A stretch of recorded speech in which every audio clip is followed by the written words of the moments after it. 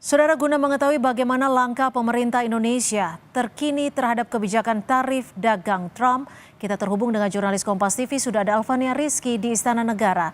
Alva, Presiden Prabowo Subianto sudah bergerak menemui para pimpinan ASEAN. Lalu bagaimana langkah negara-negara ASEAN untuk melindungi kondisi ekonomi dalam negeri pasca tarif dagang Trump diterapkan ini, Alva? Cynthia dan juga saudara, sebenarnya sudah jelas apa yang akan diambil oleh atau langkah yang akan diambil oleh negara-negara ASEAN, khususnya Indonesia dan juga Malaysia.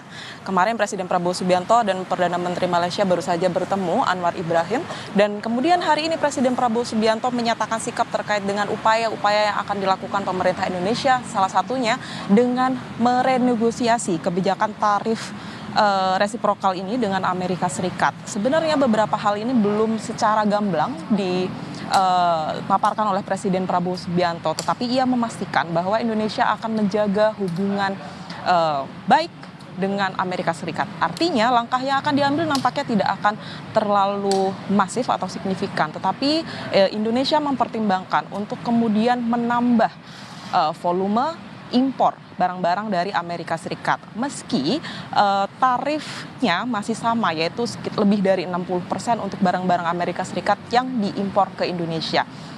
Selain itu, hal ini memang belum disampaikan apakah sikap Malaysia sama dengan Indonesia. Tetapi dari hasil pertemuan ini nampaknya sudah bisa kita simpulkan bahwa sebenarnya sikap kedua negara ini sama.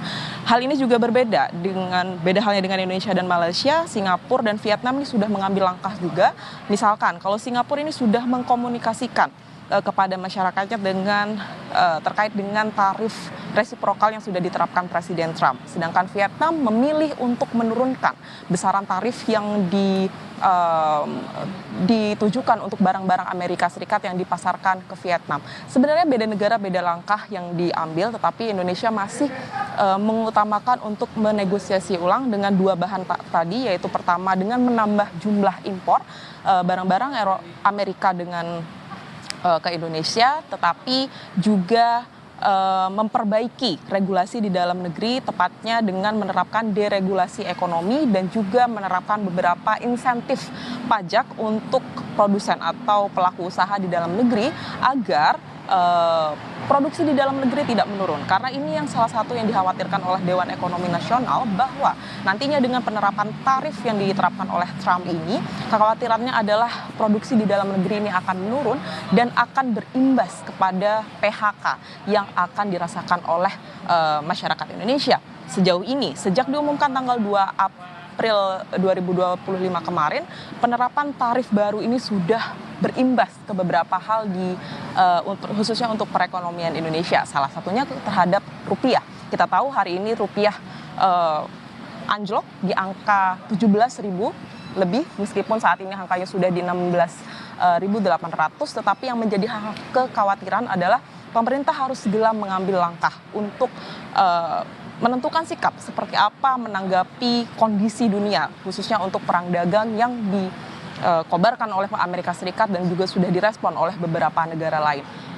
Bank Indonesia sudah mengambil langkah intervensi di pasar offshore, dan juga hari ini Presiden Prabowo Subianto menggelar rapat terbatas untuk khusus nampaknya membahas hal ini, karena yang diundang adalah Menko Airlangga Hartarto, Menko Perekonomian Airlangga Hartarto, Bank Himbara, kemudian Gubernur Bank Indonesia Peri Warjio, dan beberapa pihak terkait dengan yang terlibat dalam kebijakan ekonomi di Indonesia, baik secara fiskal maupun secara moneter. Cynthia. Iya, Alva, lalu siapa yang akan diutus oleh Presiden Prabowo untuk bernegosiasi dengan pemerintah Amerika Serikat terkait dengan hal ini?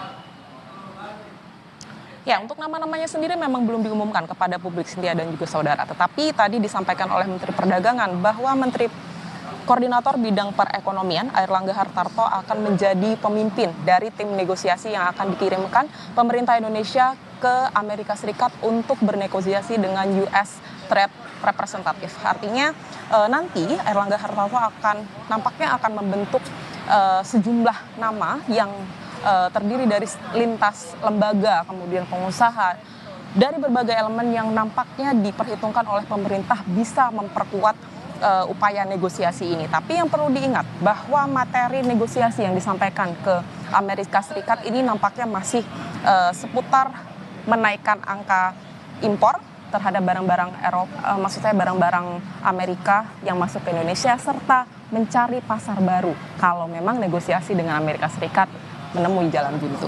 Cynthia. Baik, terima kasih jurnalis Kompas TV Alfania Rizky melaporkan dari istana.